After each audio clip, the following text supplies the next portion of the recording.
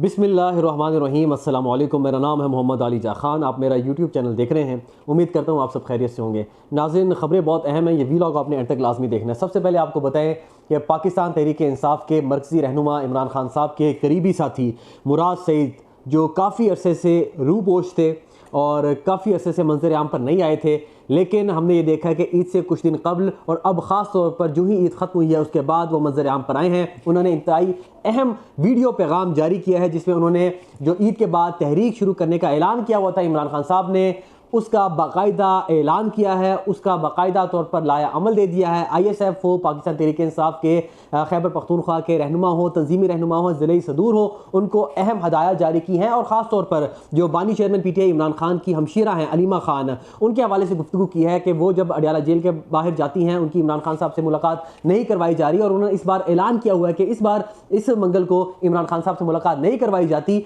तो वो अडियाला जेल के बाहर धरना देंगे। तो उन्होंने ख़ास तौर पर MNAs को ताकीद की है कि अगर अलीमा खान साहिबा को मुलाकात नहीं करने दी जाती और वहाँ पर धरने का ऐलान करती हैं तो तमाम MNAs ने वहाँ पहुँच रहे हैं और उनका धरने में साथ देना है। मुराद सईद का जो वीडियो पैगाम है उसमें उन्होंने वाज़ेह कर दिया है कि हम आखिरी गेंद तक लड़ेंगे, वो will fight till our last breath. और ख़ास तौर पर उन्होंने जो अक़वाम मुत्तहिदा में इमरान खान साहब ने तकरीर की थी उसका हवाला दिया है जिसमें इमरान खान साहब ने कहा था कि अगर आपको दीवार के साथ लगाया जाएगा, आपके साथ ज़ोर ज़बरदस्ती जबर किया जाएगा, so what will you do. उन्होंने कहा मैं अपने आप से पूछता हूँ कि what will I do, I will fight till my last breath, क्योंकि मुझे इस बात पे यकीन है ला इलाहा इल्लल्लाह मुहम्मदुर रसूलुल्लाह। तो मुराद सईद ने भी इसी अज़्म का इरादा किया है और चंद सेकंड्स का क्लिप मैं चाहूँगा आपको मैं सुना दूँ ताकि आपको आइडिया हो कि किस जज्बे के साथ उन्होंने इस तहरीक को शुरू करने का ऐलान किया। हम लड़ेंगे और वो कहते हैं ना कि अभी तो बेकसों की आखिरी तलवार चलनी है, अभी तो शाम डलनी है, अभी तो देख ले मुझ पर जुनू का बिर तारी है, अभी तो जंग जारी है, अभी तो जंग जारी है, अभी जंग जारी है और हम पर जुनून तारी है, ये कहना है मुराद सईद का। और कुछ चीदा नकात मैं आपके सामने रख देता हूँ। उन्होंने ये कहा है कि लास्ट टाइम 26 नवंबर को जब एहतजाज हुआ था तो 10,000 के करीब नौजवान फ्रंट लाइन पर मौजूद थे जो रास्ता क्लियर करते थे और जो पीछे मरकज़ी क़यादत मौजूद होती थी उसके लिए राह हमवार रखते थे। जो ख़वातीन कारकुनान होती थी, जो दीगर कारकुनान थे, उनके लिए राह हमवार करते थे। लेकिन इस बार 10,000 जो फ्रंट लाइन वॉरियर्स हैं उनकी जगह हर ज़िले से 5-5 हज़ार फ्रंट लाइन आप कह लें कि अहलकार मौजूद होंगे और ये ISF के लोग होंगे जो फ्रंट लाइन पे मौजूद होंगे और मरकज़ी क़यादत से पहले ये रास्ते को क्लियर करेंगे। ज़ाहिर बात है जो टियर गैस होती है या दीगर मुश्किलात होती है उसका सामना करेंगे और उसके बाद राह हमवार करते हुए दीगर जो कारकुनान हैं उनके लिए रास्ता क्लियर करेंगे। साथ ही साथ उनका यह भी कहना है कि तहरीक तहफ़्फ़ुज़ आईन पाकिस्तान के प्लेटफॉर्म से जो तहरीक के हवाले से बातचीत चल रही है, जो इंतजाम किए जा रहे हैं और तकरीबन उन मामला को हतमी शक्ल देने के करीब पहुँच गए हैं ये अपोजिशन रहनुमा तमाम, अगर उसके प्लेटफॉर्म से एहतजाज किया जाता है तो ये तहरीक हम तैयार कर रहे हैं, जो मूवमेंट अब हम तैयार कर रहे हैं उसके साथ शामिल हो जाएगी। और ये वाली लोग जब तहरीक तहफ़्फ़ुज़ आईन पाकिस्तान के प्लेटफॉर्म के साथ जुड़ेंगे तो उस तहरीक की स्ट्रेंथ मज़ीद मजबूत हो जाएगी और हुकूमत के लिए यकीनी तौर पर वो मुश्किलात खड़ी कर सकते हैं। तो ये तहरीक अपने तय चल रही है और इसके लिए कोशिशें की जा रही हैं, जरगे भी हो रहे हैं। और साथ ही साथ उन्होंने ये भी कहा है कि ISF के जो नौजवान हैं वो स्कूल, कॉलेज, यूनिवर्सिटीज़ में जाएँ, उनका विज़िट करें, लोगों को मुतहरिक करें, बाज़ारों का विज़िट करें, पैदल मार्च करें मुख्तलिफ इलाकों में और लोगों को चार्ज करें और एक पूरा माहौल बनाएं एक तहरीक से पहले तहरीक की तैयारी के लिए। एक अहम वीडियो पैगाम था जिस मुतालिक मैंने आपको आगाह किया। ईद के बाद मुराद सईद का मुतहरिक होना बहुत अहम है और ये ना सिर्फ खैबर पख्तूनख्वा से बल्कि कराची से लोग आएंगे, पंजाब में भी लोग आ रहे हैं और कराची में भी कुछ लोग आज निकले हैं, उसकी तस्वीर भी मैं आपके सामने रख देता हूँ। तो ऐसा ऐसा हम ये देख रहे हैं कि एक मोमेंटम बिल्डअप होना शुरू हो गया है और लोग इस हवाले से अब सीरियसली बात करना शुरू हो गए हैं। साथ ही साथ आपको ये बताएं कि बलूचिस्तान में जो हालात कशीदा हैं वो मज़ीद कशीदगी की जानिब बढ़ने हैं और ज़रा ये बता रहे हैं कि बलूचिस्तान में सरदार अख्तर मेंगल की गिरफ़्तारी के हवाले से भी अब प्रोग्राम तश्कील दिया जा रहा है और 3 MPO के तहत ज़रा ये कह रहे हैं कि उनको गिरफ़्तार भी किया जा सकता है, क्योंकि बारहा जो तर्जुमान है बलूचिस्तान हुकूमत के उनकी जानिब से कहा जा रहा है कि सरदार अख्तर मेंगल को हमने कन्वे किया है कि बलूचिस्तान के जो रेड जोन है वहाँ पर दफ़ा 144 का निफाज भी है, वहाँ पर किसी सूरत एहतजाज नहीं करने दिया जा सकता, हम किसी तौर पर नुक्से अमन में खलल पैदा करने की इजाज़त नहीं दे सकते, हम मुज़ाकरात के लिए तैयार हैं। लेकिन दूसरी जानिब सरदार अख्तर मेंगल का यह कहना है कि जब तक महारंग बलोच और दीगर जो बलोच यकजहती कमेटी के सरबराहान हैं उनको रिहा रिहा नहीं किया जाता तब तक हमारा ये मार्च जारी रहेगा। याद रहे 10 रोज से ज़ायद हो चुके हैं और मुसलसल ये मार्च जारी है और ये अब कोयटा की जानिब बढ़ रहे हैं। और बलूचिस्तान के जो अहम रहनुमा है सरदार अख्तर मेंगल, उनका यह कहना है कि मैं कफन साथ लेके आ रहा हूँ और अगर मुझे गिरफ्तार किया गया तो उसके बाद जो भी हालात होंगे उसकी बलूचिस्तान हुकूमत जिम्मेदार होगी। नज़रबंदी के अहकाम जारी कर दिए गए हैं। तर्जुमान बलूचिस्तान हुकूमत के मुताबिक इंतजामिया और पुलिस ने अख्तर मेंगल को बताया कि अगर वो कोयटा की तरफ बढ़ेंगे तो गिरफ्तारी होगी। कानून नाफिज करने वाले इदारे इसलिए वहां पर मौजूद हैं। BNP का मस्तूंग लग पास पर धरना 10वें रोज भी जारी है। यह आदिल सईद अब्बासी हैं, इन्होंने ट्वीट किया है। उसके बाद आपको ये बताएं कि साबिक वज़ीर आज़म और मुस्लिम लीग नून के कायद मियां मोहम्मद नवाज शरीफ लंदन का दौरा करने वाले हैं। 11 अप्रैल को वज़ीर आज़म शहबाज शरीफ और साबिक वज़ीर आज़म मियां मोहम्मद नवाज शरीफ लंदन का दौरा करेंगे। और जो आर्टिकल लिखा है सुहेल वड़ाई साहब ने, बूढ़े शेर का उन्होंने हवाला दिया है और गालिबन उनसे मुराद मियां मोहम्मद नवाज शरीफ की है। और ज़रा ये बता रहे हैं और उनका आर्टिकल पढ़ के भी अंदाज़ा होता है कि मियां मोहम्मद नवाज शरीफ जो लंदन यात्रा के लिए जा रहे हैं उसके बाद वो पॉलिटिकली एक्टिव होने जा रहे हैं। और इस हवाले से मुस्लिम लीग नून के ज़राए का भी ये कहना है कि जो दौरा है मियां मोहम्मद नवाज शरीफ का लंदन का, ये बहुत अहम है और वज़ीर आज़म भी उनके हमरा इस दौरे पर लंदन जाएंगे। उसके बाद मियां मोहम्मद नवाज शरीफ पाकिस्तान लौटेंगे तो वो पॉलिटिकली बहुत ज़्यादा एक्टिव होंगे और मुल्क की जो मौजूदा पॉलिटिकल सिचुएशन है इसमें एक कलीदी किरदार अदा करेंगे। तो देखते हैं, अब तक तो उनकी जानिब से मुकम्मल खामोशी है। हमने ये देखा कि नेशनल सिक्योरिटी कमेटी की पार्लिमानी कमेटी का इजलास भी हुआ, उसमें भी मियां मोहम्मद नवाज शरीफ नजर नहीं आए और दीगर मामलात में भी उनकी जानिब से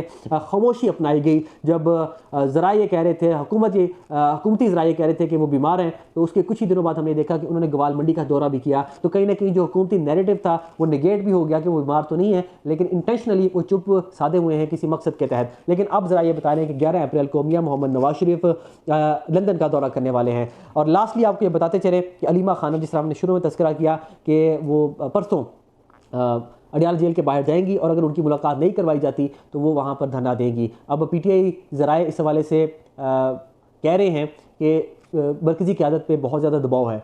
ज़ाहिरी बात है इमरान खान साहब की वो बहन है और अगर वो अडियाला जेल के बाहर एहतजाज करती हैं तो पाकिस्तान तहरीक-ए-इंसाफ की जो क़यादत है उसके ऊपर भी दबाव बढ़ेगा कि वो भी उनके साथ जाके शामिल हों और उस एहतजाज का हिस्सा बने। लेकिन अगर वो हिस्सा नहीं बनते तो अगेन सोशल मीडिया पर और ओवरसीज़ पाकिस्तानी उनको तनकीद का निशाना बनाएंगे, उनके ऊपर प्रेशर क्रिएट होगा और अगर वो उसका निशाना बनते हैं तो उनकी ये सोच है कि जो कन्फ्रंटेशन है वो मज़ीद पैदा हो सकती है। जो बैकडोर चैनल इस्तेमाल हुआ है अली मीन गंडापुर भी जिसका तस्करा करते हैं और जिस वक्त मैं आपसे गुफ्तगू कर रहा हूँ तो जियो पे एक खबर भी छपी है जिसके मुताबिक अमेरिका के एक वफ्द ने, जिसमें ओवरसीज़ पाकिस्तानी और एक अहम बिजनेसमैन शामिल हैं, उन्होंने अडियाला जेल में इमरान खान से मुलाकात की है। और यही वक्त था जिसने कुछ रोज़ कबल DG ISI से भी मुलाकात की थी और अब इमरान खान साहब से अडियाला जेल में मुलाकात की है, ये जियो दावा कर रहा है। और उनके मुताबिक जब तक इमरान खान साहब अपनी सोशल मीडिया और ओवरसीज़ पाकिस्तानियों को फ़ौज मुखालिफ प्रोपेगेंडा करने से नहीं रोकते तब तक पाकिस्तान तहरीक-ए-इंसाफ के लिए कोई स्पेस पैदा नहीं होगी। ये भी जियो रिपोर्ट कर रहा है। अब आई डोंट नो इसके पीछे कितनी सदाकत है। अंसार अब्बासी ने यह खबर शाया की है। इसके मुताबिक इमरान खान के लिए रिलीफ हासिल करने की कोशिशें तेज़ कर दी गई हैं और अमरीकी पाकिस्तानियों के वफ़द ने बानी चेयरमैन PTI से अडियाला जेल में मुलाकात की है। और ये वही वफ़द है जिसने अब से कुछ ही रोज़ कबल DG ISI से भी मुलाकात की थी और ये वफ़द ख़ास तौर पर पाकिस्तान पहुंचा था और इसका मकसद यही था कि जो एक बैकडोर चैनल बिल्कुल डेडलॉक का शिकार है उसको इस्तेमाल किया जाए और कुछ ना कुछ पॉलिटिकल स्पेस हासिल की जाए। और अंसार अब्बासी की इस रिपोर्ट के मुताबिक जब तक पाकिस्तान तहरीक-ए-इंसाफ का सोशल मीडिया इदारों के मुखालिफ प्रोपेगेंडा बंद नहीं करता और ख़ास तौर पर जो अमेरिका में एक बिल टेबल हुआ है जिसमें पाकिस्तानी अफवाज के सरबरा और दीगर आला अफसरान पर सेंक्शंस लगाने की तजावीज़ दी गई हैं, उस बिल के हवाले से PTI अपनी कैंपेन ख़त्म नहीं करती, बंद नहीं करती, तब तक PTI के लिए आसानियाँ पैदा होना बहुत मुश्किल है। साथ ही साथ अंसार अब्बासी ये कहते हैं कि पाकिस्तान के लिए IMF के प्रोग्राम को नुकसान पहुंचाने के अलावा तहरीक-ए-इंसाफ मुल्क की फ़ौज पर पाबंदियाँ आयद कराने के लिए भी सरगर्म रही है।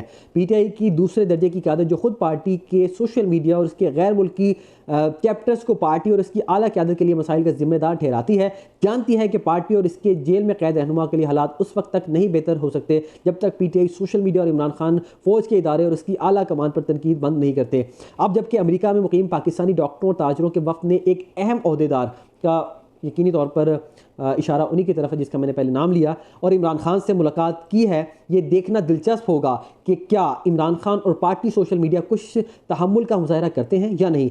ख्याल किया जाता है कि पीटीआई और उसकी आला क़यादत के हालात सिर्फ उसी सूरत बेहतर हो सकते हैं जो वो मनफी सियासत बंद करेंगे, फ़ौज के इदारे को निशाना बनाने से गुरेज करेंगे और मईशत को नुकसान ना पहुँचाएंगे।